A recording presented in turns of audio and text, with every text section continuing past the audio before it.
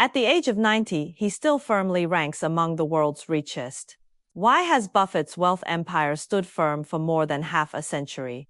The Snowball, the only authorized autobiography recognized by him, hides too many little-known true details. What kind of real-life trials lie behind those seemingly simple snowball maxims? Can ordinary people find their own code for wealth accumulation through his growth path?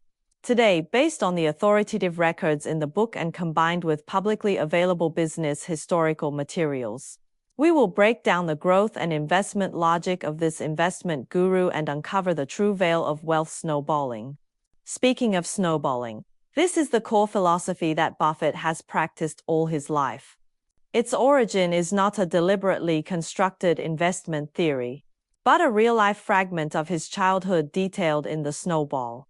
A too steep slope will make the snowball roll too fast, not having enough time to absorb sufficient snow before rushing to the bottom. Only a gentle and long slope can give the small snowball enough time and distance to keep growing. Buffett later admitted in an interview with Alice Schroeder, the author of The Snowball, that it was this childhood game that made him intuitively grasp the essence of accumulation in his innocence. This insight was eventually fully transferred to his investment and life planning, becoming an action guideline that ran through his life. So what do this wet snow and long slopes specifically correspond to in real investment and life? Let's break it down slowly based on the true records in The Snowball. In an investment context, very wet snow is clearly defined by Buffett as sufficient cash principal. In Buffett's early investment notes included in The Snowball, he wrote many times, "Without sufficient initial cash, all investment plans are empty talk." He explained in extremely plain language that just as you can't start rolling a snowball without wet snow, you can only stand outside the door of opportunity without principal in investment. Even if you encounter a good investment target and anticipate huge appreciation potential later, you can't participate without cash and can only watch the opportunity slip away.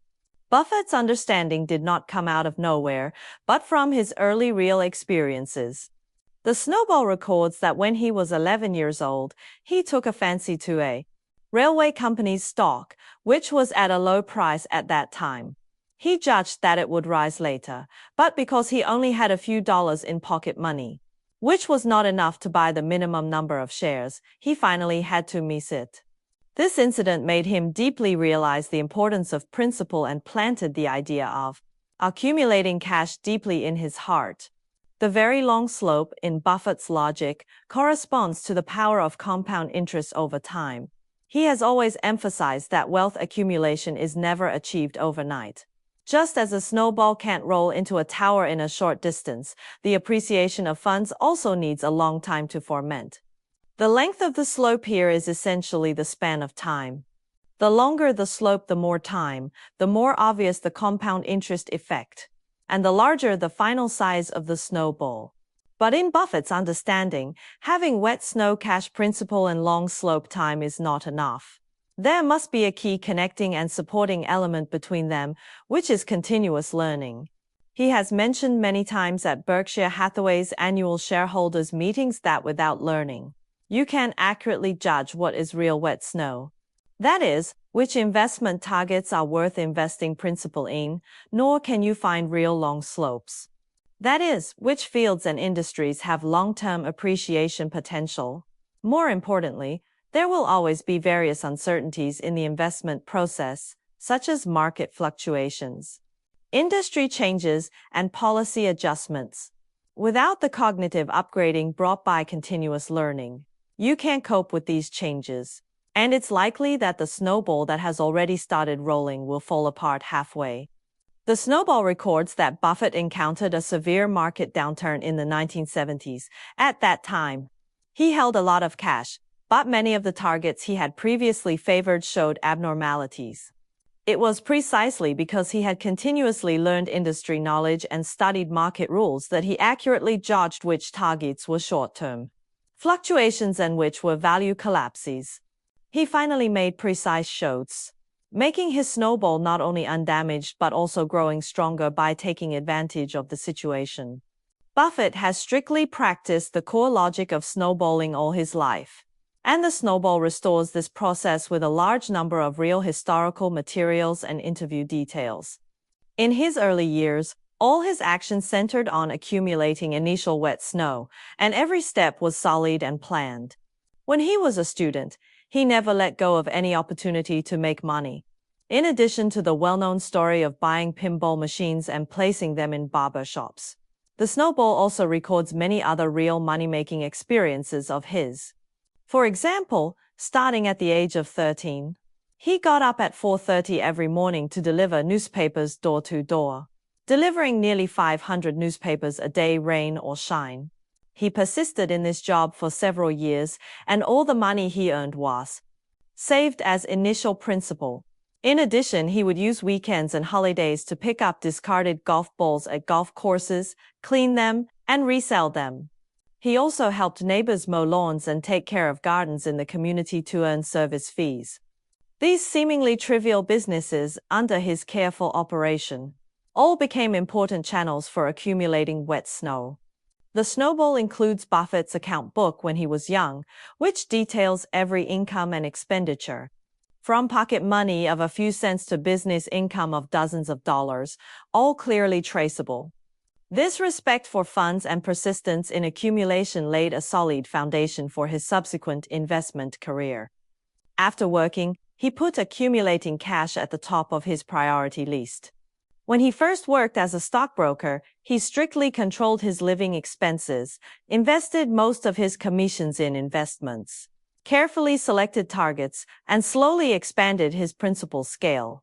His investment career, spanning more than 70 years, is that long and gentle slope. From his first contact with stocks at the age of 10 to still being active in the investment front line in his 90s, Buffett has let the power of compound interest over time fully play its role with almost his entire life. The snowball records that Buffett hung a note in his office that read, "Life is like a snowball. The important thing is finding very wet snow and a very long hill." This note accompanied him for decades, constantly reminding him to adhere to the core logic. In these decades of investment career, he has never stopped learning. This kind of learning is not superficial, but a deep-rooted habit. In his early years, he studied under Benjamin Graham and systematically learned the cigar-butt investing strategy. He spent a lot of time every day reading the financial reports of listed companies and industry yearbooks. The snowball mentions that he spent no less than 6 hours reading every day at that time, almost reading all the relevant materials he could find. Later, with the accumulation of investment experience and changes in the market, under the influence of Charlie Munger, he turned to value investing. This transformation was not a simple replacement of concepts, but based on a lot of learning and research. He read all the economics and management books recommended by Munger and studied the growth history of hundreds of high-quality companies before finally completing the upgrade of his investment philosophy. Later, he began to engage in direct operation and investment, entering many fields such as energy and consumer goods. Every time he entered a new field, he would spend months or even years learning relevant knowledge before making a move, only after fully understanding the industry logic. Every upgrade of his investment philosophy and every expansion of his investment field are the results of his continuous learning. It is precisely because of this that his snowball has continued to grow over more than 70 years. Not only accumulating huge wealth and becoming a world-renowned tycoon, but also gaining a fulfilling and happy life. Most of the enterprises he invested in have become industry benchmarks. His cooperation with Munger has become a legend in business history, and his family and friends have always been by his side. In fact, in Buffett's view, the logic of snowballing is not only applicable to investment, but also to everyone's life.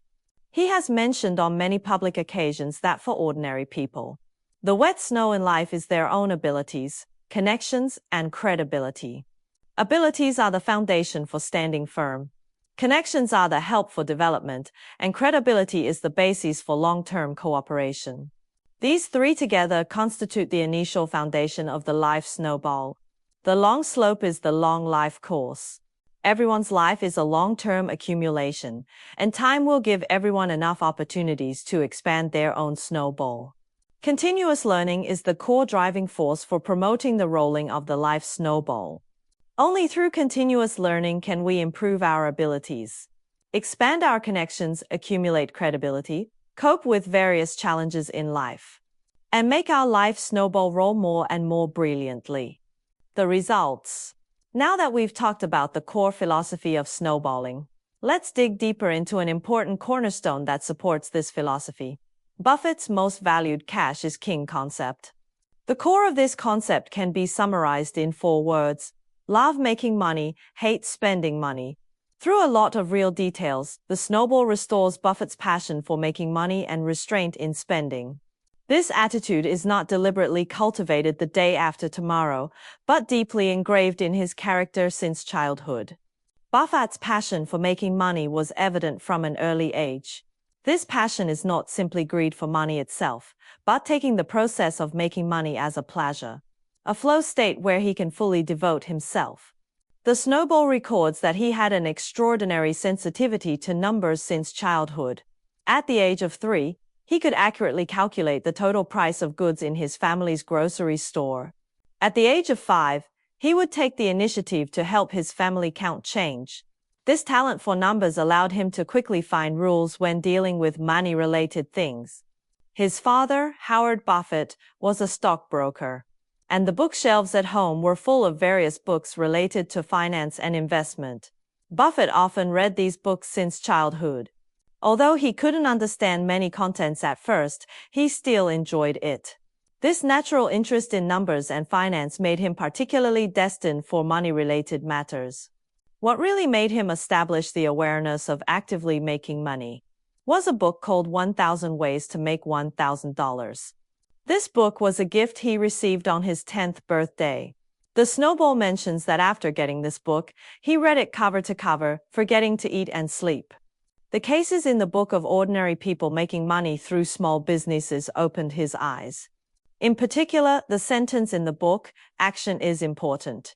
Just do it first," deeply awakened him. Before that, his understanding of making money was limited to getting pocket money by helping his family with work. But this book made him understand that making money can take the initiative to create opportunities instead of passively waiting. He later said in an interview that this book was like a key that opened the door to his understanding of the business world, making him establish the idea of making money through his own efforts since childhood. Since then, he has begun to take the initiative to observe business opportunities around him and think about which things can be transformed into profitable businesses. This sense of active exploration has become an important prerequisite for his subsequent business success. When he was a student, Buffett fully put the concept of actively making money into practice and became a complete business kid. The snowball details the entire process of his pinball machine business, and many of the details can reflect his business talent and cautious character. At that time, he saw an investment promotion advertisement for pinball machines in a business magazine and realized that this was a good opportunity to make money. At that time, there were not many entertainment facilities in barber shops, grocery stores, and other places in the United States, and customers often felt bored while waiting. Pinball machines could just meet the entertainment needs of these people, but he didn't act immediately. Instead, he first did sufficient research. He visited more than a dozen barber shops in Omaha, asked the owners and customers about their acceptance of pinball machines, counted the daily customer flow, and estimated the possible income. At the same time, he compared the prices and quality of different brands of pinball machines and finally chose a cost-effective second-hand pinball machine, which he bought for $25. After buying the pinball machine, he began to think about the placement location. After screening, he selected the most popular barber shop near the community, which had more than 50 customers every day and a long waiting time for customers. After confirming the location, he took the initiative to negotiate with the barber shop owner and put forward a cooperation plan that was both reasonable and beneficial to the owner. The pinball machine would be placed in the free corner of the barber shop. The income generated would be split equally between the two, and Buffett would be responsible for the maintenance and repair of the pinball machine. The owner thought this plan had no risk and could also increase additional income, so he agreed immediately.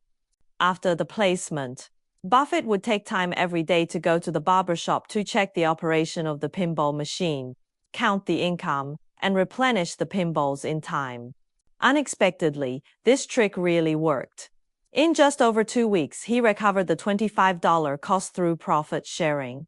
The success of this first business attempt greatly encouraged him, but he did not become complacent. Instead, he immediately began to plan expansion.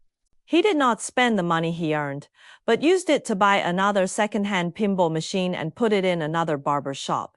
In this way, he continuously rolled the profits into new investments, 1 machine, 2 machines, slowly expanding to dozens of machines, covering most barber shops and some grocery stores in Omaha, and becoming a well-known pinball king locally.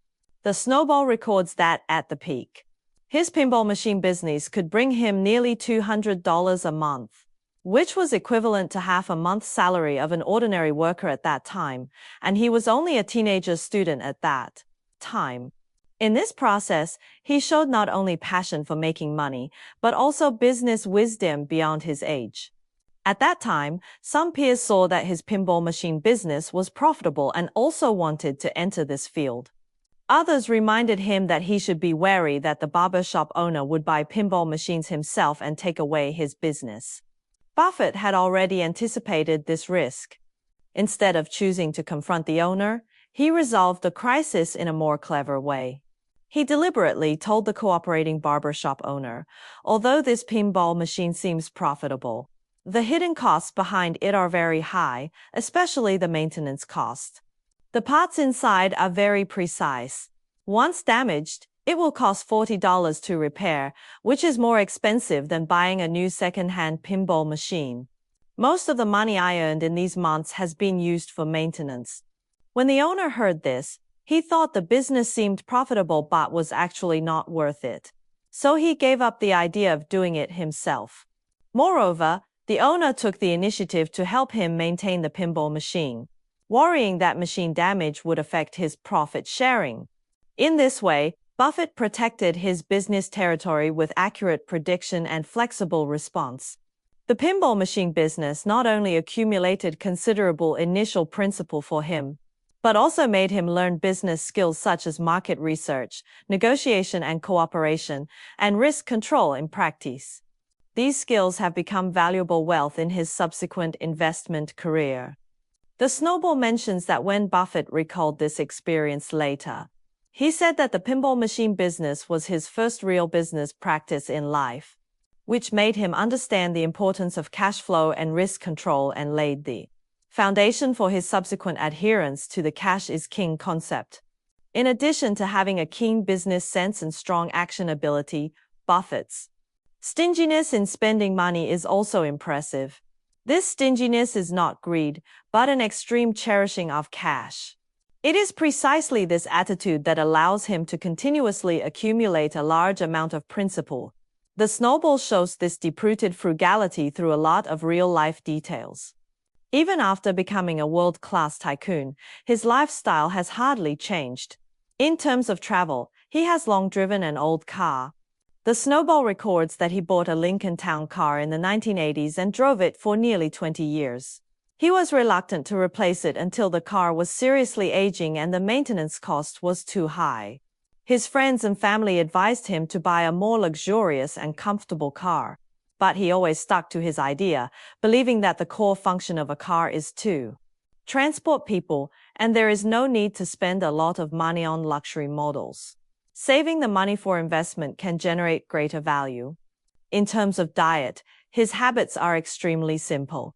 His daily diet consists of hamburgers, cola and ice cream. And most of these foods are from companies he invested in, such as Coca-Cola and McDonald's. The snowball mentions that his breakfast usually costs no more than $3, either a hamburger from McDonald's or a sandwich from a convenience store. And his lunch is mostly simple fast food. When asked why he didn't enjoy more exquisite food, he replied that on the one hand, he really liked these foods, and on the other hand, he thought it was unnecessary to spend a lot of time and money on diet. Saving time for reading and researching investments is more valuable. In terms of dressing, he is even more extremely simple. He wears a simple gray suit all year round. He has worn this suit for many years and will only replace it when the cuffs and neckline are worn out. Every time Berkshire Hathaway holds an annual shareholders meeting, tens of thousands of investors come from all over the world. What everyone sees is that Buffett and Charlie Munger always wear the same style of gray suits. Their dressing styles are highly consistent, focusing on simplicity and practicality. This simple and even stingy dressing style is in sharp contrast to their huge wealth and also touches many investors. During the interview, Alice Schroeder, the author of The Snowball, found that Buffett's frugality is not deliberate, but a habit integrated into his life. His office is simply furnished with no luxurious decorations, only bookshelves full of books and documents. He rarely participates in luxurious social activities and spends most of his time in the office reading, researching financial reports, or discussing investment projects with Munger. He once said that for him, the greatest value of money is not to enjoy it, but to invest and create more value. Overconsumption will consume precious cash and affect the speed and scale of snowballing. This rational understanding of money allows him to always maintain a frugal lifestyle and continuously accumulate a large amount of cash principal, providing sufficient ammunition for subsequent investments. Among all living expenses, Buffett's attitude towards buying a house best reflects his cash is king concept. The Snowball details the twists and turns of his house purchase experience, from which we can clearly see his extreme cherishing of cash. In the 1950s, Buffett had already made a lot of money through investments and small businesses. At that time, he lived in a small apartment with his wife Susan and 2 children. With the increase in the number of family members, the space of the apartment became more and more crowded. But he was always reluctant to buy a house. In his view, buying a house required a large amount of cash. If this money was used for investment, it could double in a few years according to the investment return rate at that time. Buying a house was equivalent to digging out the wet snow for snowballing, which would seriously affect the accumulation of investment principal and was really not worth it. His wife Susan discussed buying a house with him many times, hoping to give the children a more spacious growth environment, but Buffett always stuck to his idea. He even calculated a detailed account with Susan. At that time, a suitable house cost about $30,000.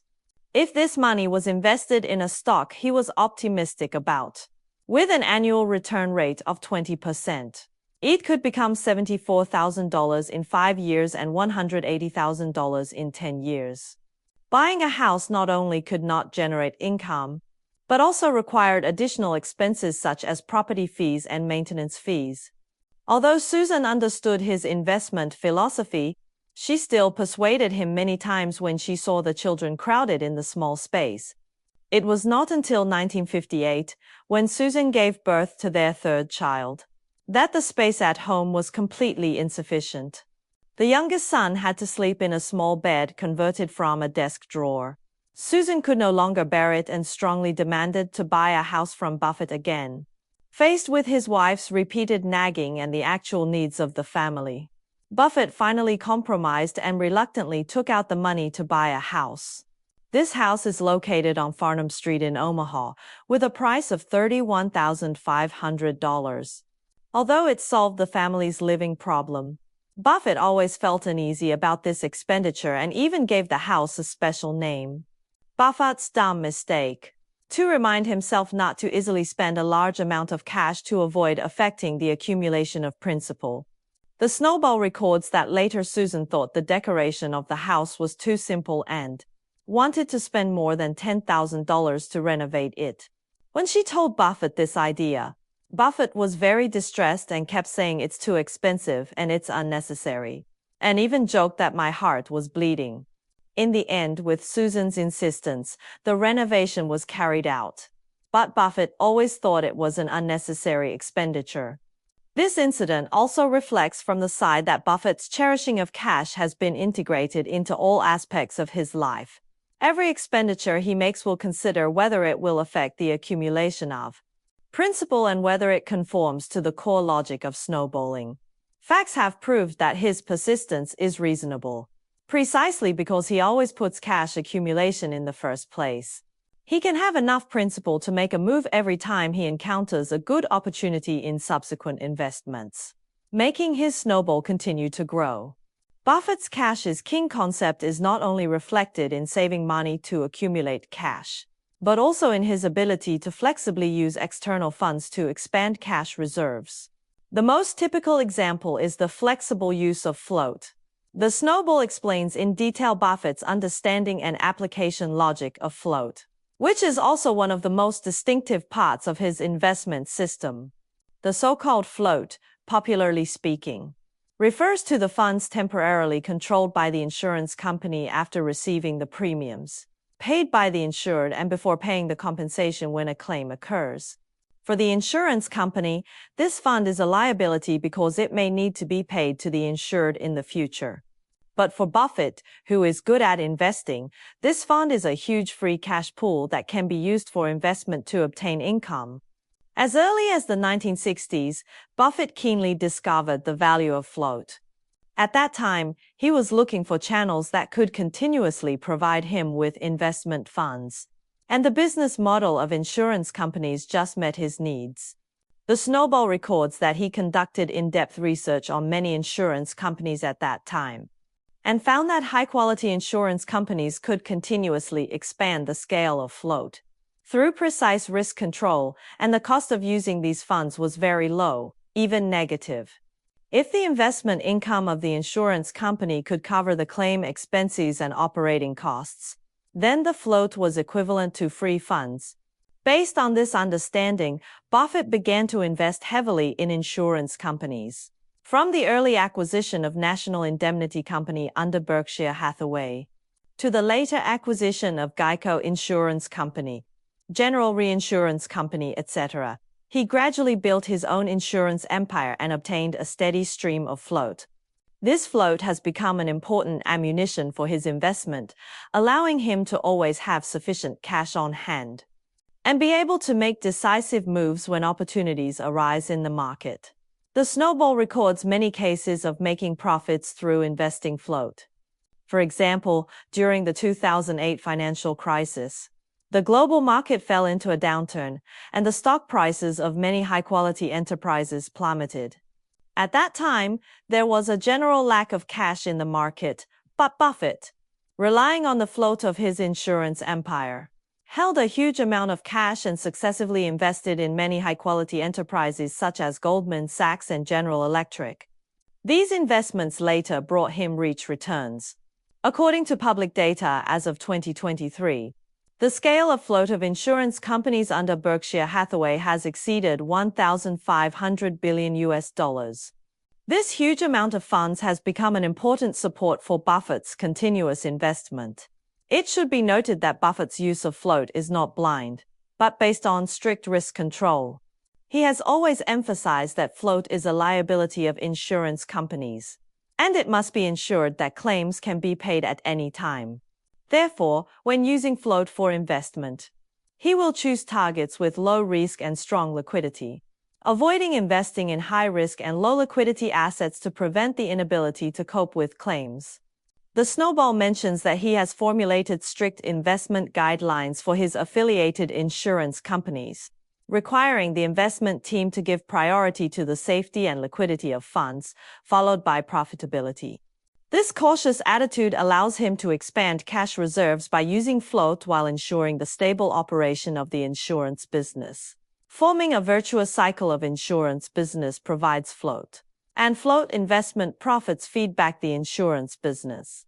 Therefore, Buffett's cash is king concept is not simply saving money, but a complete logical system of making money, saving money, and using money. Making money through active business operations, saving money through a frugal life, and expanding cash reserves through flexible use of external funds such as float.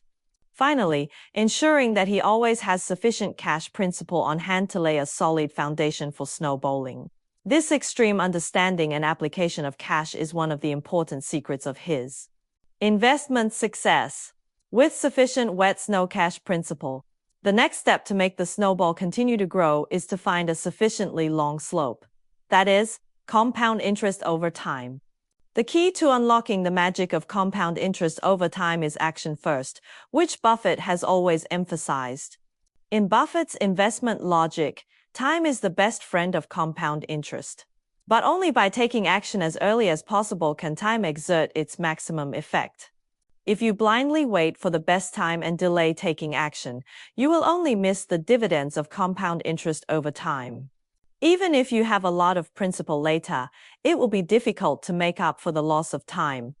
The snowball restores the process of Buffett taking action as early as possible and starting his investment career with a large number of real historical materials. And many of the details can bring profound enlightenment to ordinary people. Buffett's investment enlightenment is inseparable from his father, Howard Buffett. His father was a senior stockbroker and also a member of the U.S. House of Representatives. The atmosphere at home made him interested in stocks and investment from an early age. The snowball records that since the age of 8, he often followed his father to the securities company, watching his father discuss stocks and analyze market trends with customers. Those jumping stock codes and complex financial data were full of attraction in his eyes. He would take the initiative to ask his father various questions about stocks, and his father would patiently explain the basic logic of investment and the operation rules of the market to him. Under the influence of his father, he already had a preliminary understanding of the stock market at the age of 10 and had the idea of wanting to try investment personally. On his 10th birthday, instead of asking for toys, snacks or new clothes like other children, he put forward a special birthday wish to his father. "I want to visit the New York Stock Exchange." This request surprised and pleased his father. His father knew that his son's interest in investment was not a passing fancy, but a real love, so he readily agreed to his request and took him to New York. This trip to New York became an important turning point in Buffett's investment career. At the New York Stock Exchange, he personally saw the busy scene in the trading hall and the appearance of countless investors working hard for wealth. What surprised him even more was that his father took him to meet Sidney Weinberg, the CEO of Goldman Sachs at that time, through personal connections. Weinberg was a legendary figure in the U.S. financial community at that time. Seeing this little boy full of curiosity about stocks, he liked him very much.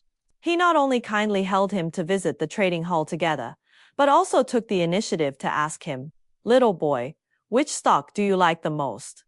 Although Buffett was young at that time, he already had stocks he paid attention to. He loudly said the names of several railway stocks he was optimistic about. This close contact with the financial tycoon made him more determined to engage in the investment industry and also gave him a more intuitive and profound understanding of the stock market. The snowball records that when Buffett recalled this experience later, he said that the scene of the New York Stock Exchange and Weinberg's encouragement were like a seed, taking root deeply in his heart, making him never leave the investment field since then. After returning from the New York Stock Exchange, Buffett did not keep the idea of investment in his mind, but immediately put it into action, which also reflects his core characteristic of action first. The first thing he did was to persuade his 12-year-old sister Doris to invest in stocks with him. 滚雪球中记载，当时他向姐姐讲述了自己在纽约证券交易所的所见所闻，并分析了一只他看好的城市服务公司的优先股。他认为这只股票的价格正处于低位，未来有很大的成长空间。尽管多丽丝比他大2岁，但他对投资一窍不通。在巴菲特的反复劝说下，他终于同意与他一起投资。姐弟俩凑了$120，以每股$38的价格购买了3股城市服务公司的优先股。然而，这笔投资一开始并不顺利，买入股票后不久，股价便开始下跌。从$38跌至$33，每股亏损$5。Doris was already skeptical about investment. Seeing the stock price fall, she nagged Buffett in his ear every day. "Buffett, the stock has fallen again. Have we lost a lot of money? Sell it quickly, don't lose all the money." This put a lot of pressure on Buffett. At that time, he was only a 10-year-old child with little investment experience. Faced with the stock price fall and his sister's urging, he also began to panic. What made him more anxious was that he had promised his father that this investment would definitely make money. Now the stock price fell, making him feel ashamed. When the stock price fell to $33, he couldn't bear it anymore, worrying that the stock price would continue to fall. So when the stock pulled back to $35, he quickly sold the stock. In the end, the siblings made $2 per share, earning a total of $6. He thought that although this investment did not make much money, it was at least not a loss and could be regarded as a successful attempt. Unexpectedly, as soon as he sold the stock, the preferred stock of Citi's service company began to rise sharply, eventually rising to more than $200 per share, an increase of more than 5 times. This failed investment experience made Buffett lose a huge potential income and also hit him hard, but he did not sink because of this. Instead, he summed up 3 particularly important lessons from this experience, which affected his entire subsequent investment career. The first lesson is not to care too much about short-term price fluctuations. The intrinsic value of a stock will not change due to short-term market sentiment, as long as you judge that the intrinsic value of the stock is higher than the stock price. You should be patient and hold it for a long time, instead of being swayed by short-term ups and downs. The second lesson is not to covet small profits. The core of investment is to obtain long-term rich returns, not to rush to sell after making a little money. Otherwise, it is easy to miss the huge subsequent increase. The third lesson is not to invest in partnerships casually, especially when the partner has no understanding of investment and is easily swayed by emotions. Once in a partnership, it is easy to lose the initiative in investment due to the pressure of the other party and make wrong decisions. The Snowball mentions that Buffett mentioned this experience many times in his investment notes later. He said that this failed investment brought him more gains than profitable investments. It was these lessons that made him more and more calm in later investments and more aware of the importance of long-term holding and compound interest over time. The growth trajectory of Buffett's personal assets is a perfect interpretation of the power of compound interest over time. Both public wealth data and records in the Snowball clearly show this. According to the Global Rich List data released by Forbes magazine and the public financial reports of Berkshire Hathaway, Buffett's personal assets were only $850 million when he was 50 years old. In the eyes of many people, this is already an unattainable astronomical figure enough to live a comfortable life in old age. But for Buffett, this is just the beginning of his snowballing. With the passage of time, the compound interest effect began to ferment continuously. When he was 60 years old, his personal assets had grown to $3.8 billion, an increase of 4.5 times in 10 years. When he was 70 years old, his assets reached $16.6 billion, another increase of 4.4 times.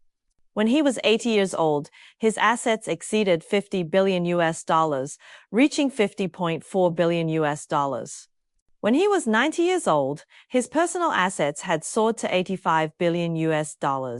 From the age of 50 to 90 in just 40 years, his assets have increased by 100 times.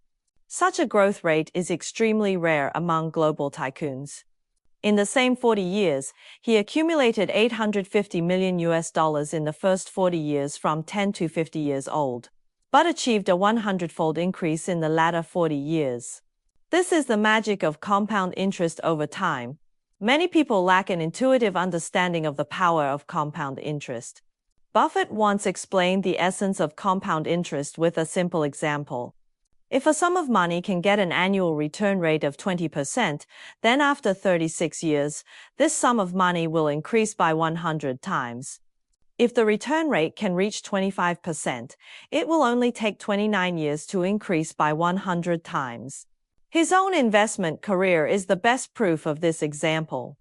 According to statistics in the snowball, since Buffett took over Berkshire Hathaway in 1965, by 2023, the annual average growth rate of Berkshire Hathaway's book value per share has reached 20.1%, far exceeding the annual average growth rate of the S&P 500 index during the same period, about 10.5%. The seemingly 20% annual growth rate is not particularly amazing. But after nearly 60 years of compound interest accumulation, it has finally formed a huge wealth gap. The core characteristic of compound interest is slow in the early stage, explosive in the later stage, just like rolling a snowball. At the beginning, the volume of the snowball is small, and the growth rate is also slow. It takes a lot of time and energy to promote it.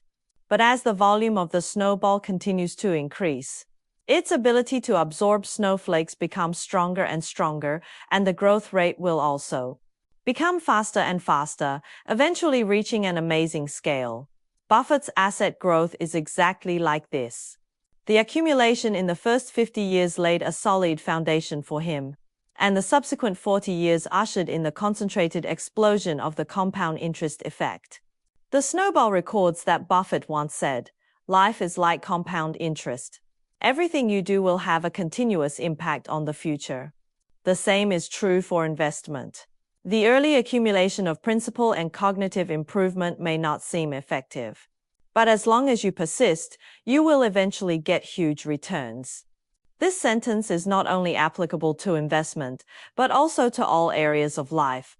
Whether it is learning, work, or personal growth, it is inseparable from the logic of compound interest.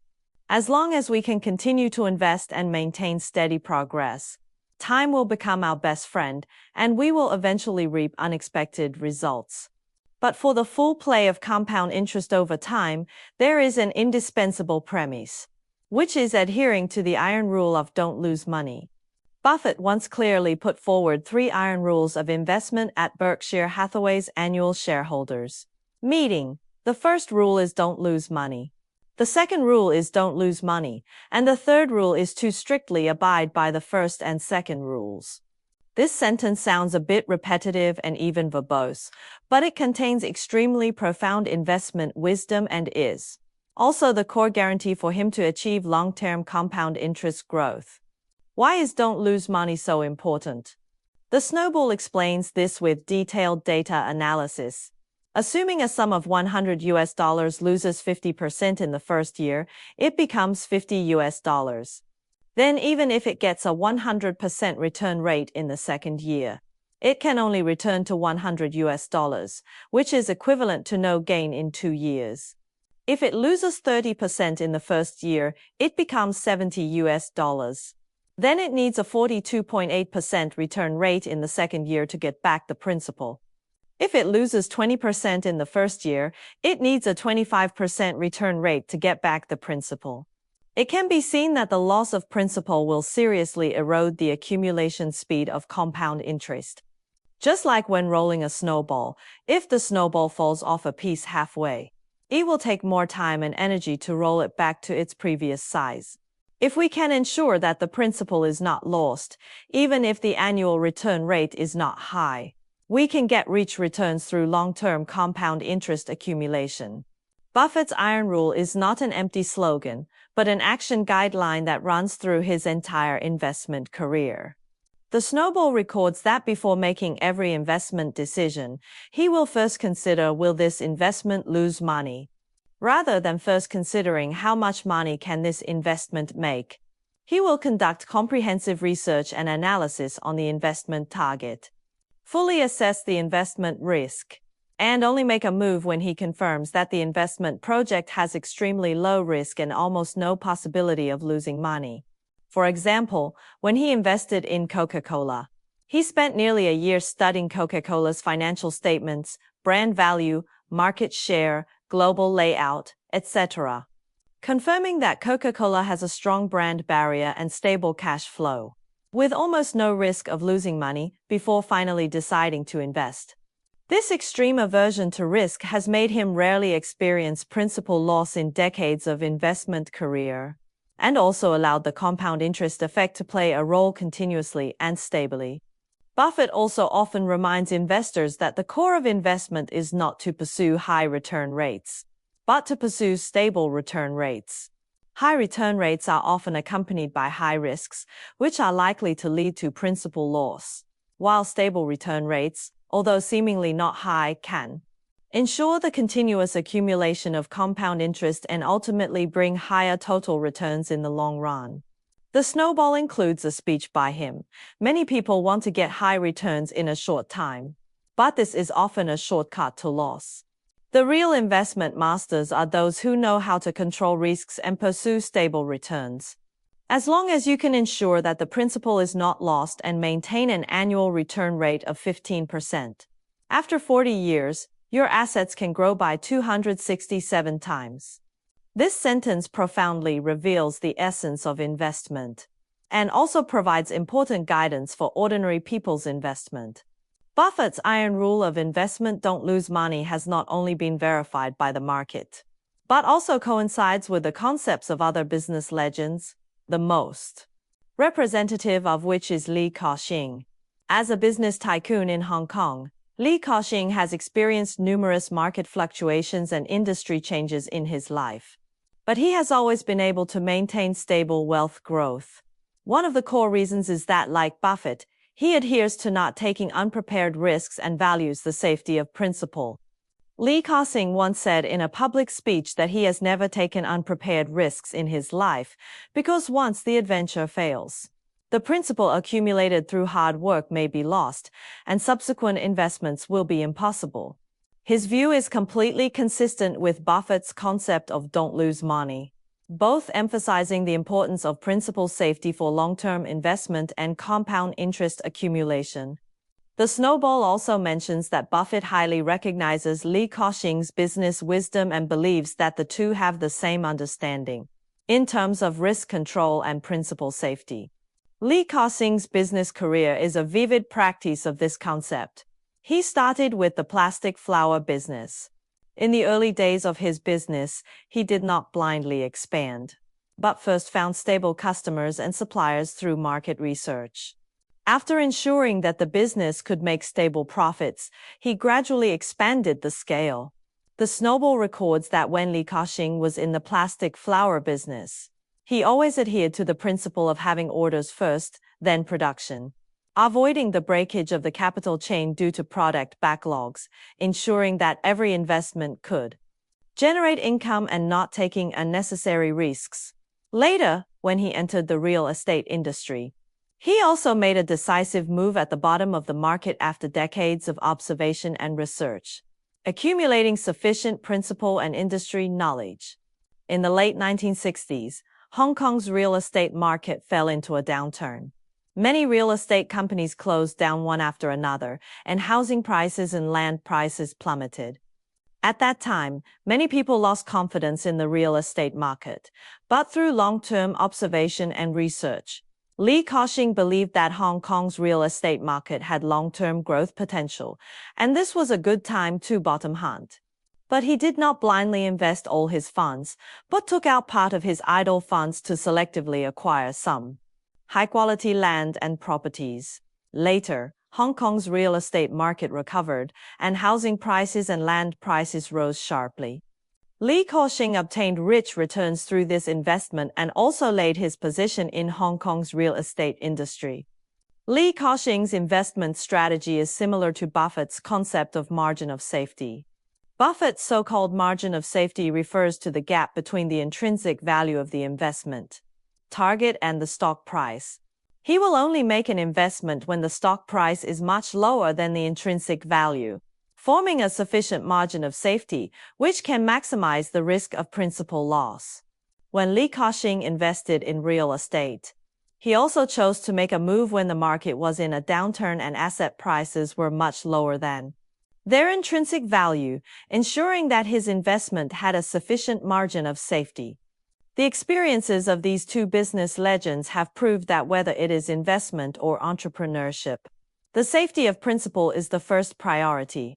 Only by ensuring that the principal is not lost can the compound interest over time fully play its role and realize the continuous growth of wealth.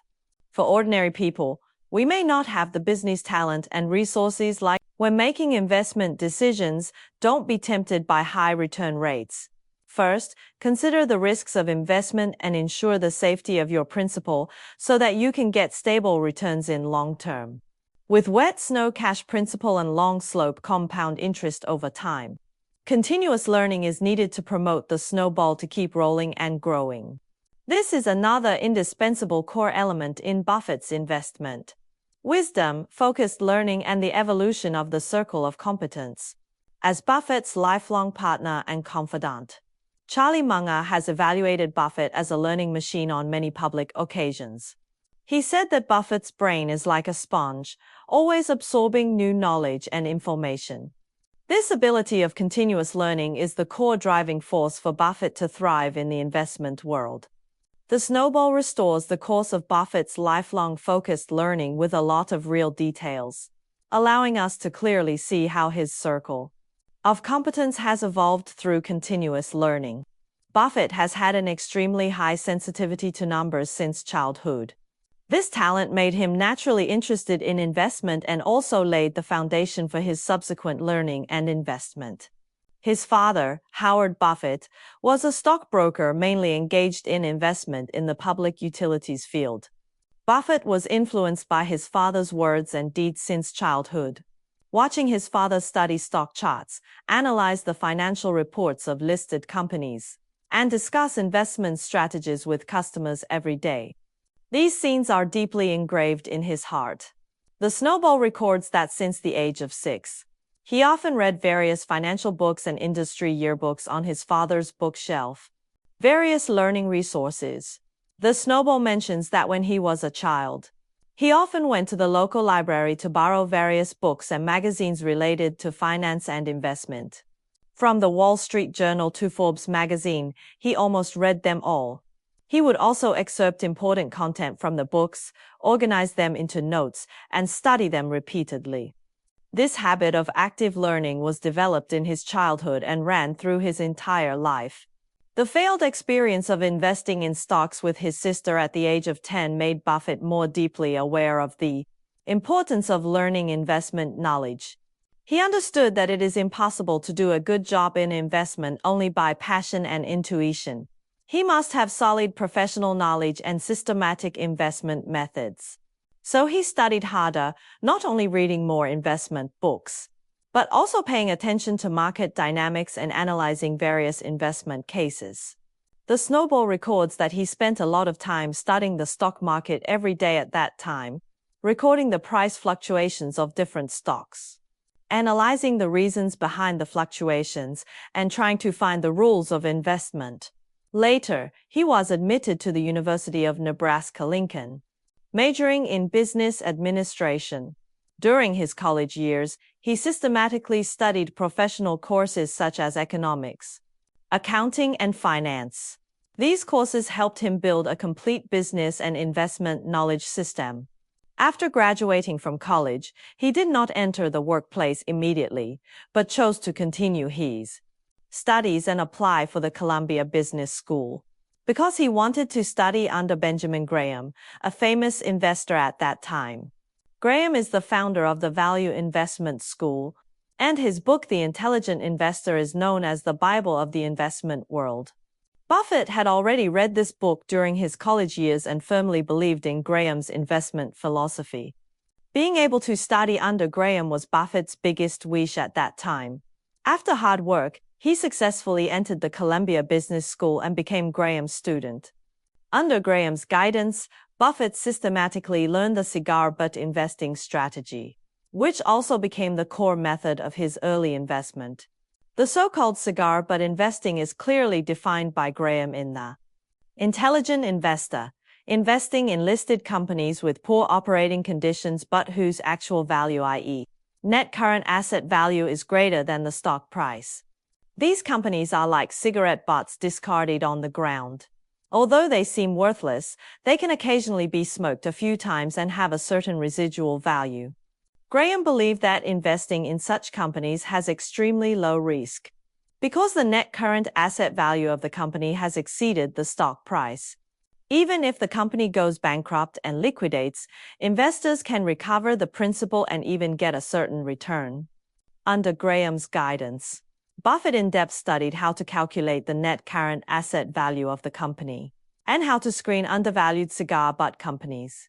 He spent a lot of time every day reading the financial reports of listed companies to find stocks that meet the cigar butt investing standards. Then he conducted further research on these companies to confirm that there were no major potential risks before making a move. At this stage, Buffett's circle of competence was mainly concentrated in the field of cigar butt investing. Through this strategy, he obtained stable returns in his early investments. For example, he invested in a company called Dempster Mill Manufacturing Company at that time. The stock price of this company was much lower than its net current asset value. After buying it, Buffett helped the company improve its operating conditions through a series of capital operations and finally obtained rich returns. The learning and practice at this stage made Buffett master a solid foundation of value investment and also made his circle of competence initially constructed. With the continuous accumulation of investment experience and in-depth learning, Buffett met Charlie Munger, the most important partner and mentor in his life. This meeting completely changed his investment philosophy and made his circle of competence achieve the first major evolution from cigar butt investing to value investing. The snowball details the process of Buffett and Munger's meeting. In 1959, Buffett met Munger through a friend's introduction. At that time, Munger was already a successful lawyer and investor with rich business experience and a unique investment perspective. The two hit it off as soon as they met, shared they